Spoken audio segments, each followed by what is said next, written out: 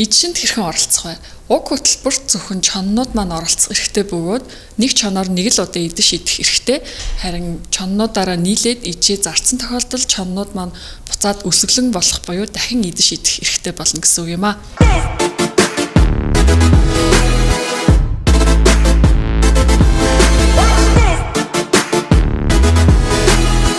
Идэгчнээс хүртэх хазалт буюу хөрөнгө оруулалтын хэмжээг NFT coin-оор оруулж байгаа бөгөөд нэг чоны хазах хэмжээ нь дээд буюу доод гэсэн лимиттэй байгаа. Харин та хэдэн ч чоноор идэж идэх боломжтой. Тийм болохоор та нэгэн чонтой гэж санаа зовлгүй нэмж чоннууд аваад хазалт их боломжтой гэсэн үг.